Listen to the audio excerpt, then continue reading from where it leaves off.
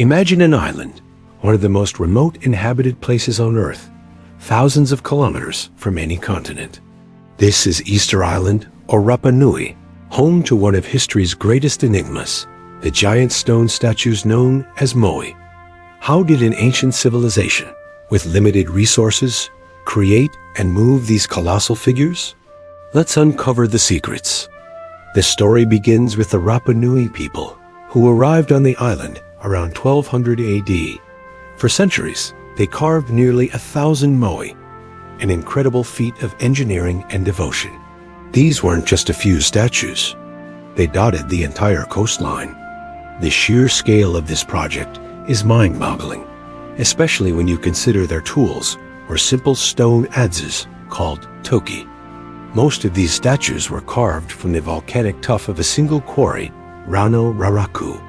This place is like an open-air workshop frozen in time, with almost 400 moai in various stages of completion still there. Some are half-carved out of the rock face, while others lie on the slopes, seemingly abandoned on their journey. One of the most staggering is El Gigante, an unfinished giant that, if completed, would have stood over 21 meters tall and weighed an estimated 270 tons. That's heavier than a blue whale. For years, we only saw the heads. We thought of them as the Easter Island heads. But a shocking discovery revealed that the heads have bodies. Excavations showed that many moai are buried deep in the earth, with torsos covered in intricate carvings that were protected from the elements for centuries. These full-bodied statues are even more imposing than we ever imagined, some reaching heights of 10 meters. Then there is the mystery of the piu kau, the giant red stone hats or topknots that sit on some moai. These were carved from a different quarry and somehow lifted and placed on top of the statues' heads. Weighing several tons each, how the Rapa Nui managed this feat remains a subject of intense debate. But the biggest puzzle has always been transportation. How did they move these massive stones across the island's hilly terrain? Early theories suggested rolling them on logs, but this would have required a huge amount of timber. Oral traditions of the Rapa Nui people speak of the statues walking to their platforms. This led to a fascinating theory.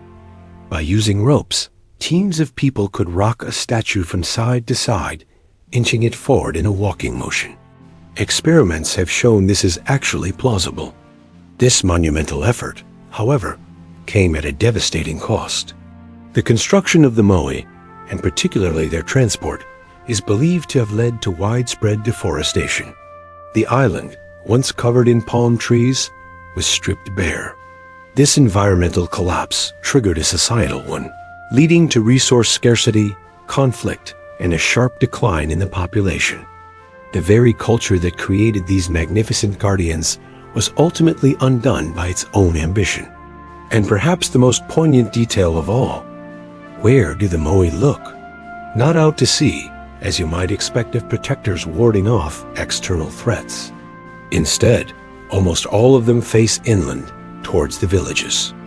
They were created as conduits for spiritual energy, watching over their descendants, embodying the authority and power of deified ancestors.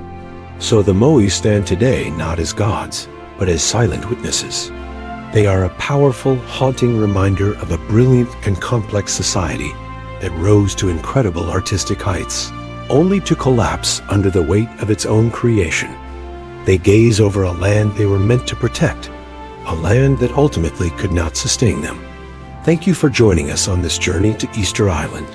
If you found this story as fascinating as we do, don't forget to like, subscribe, and hit that notification bell for more explorations into the world's greatest mysteries.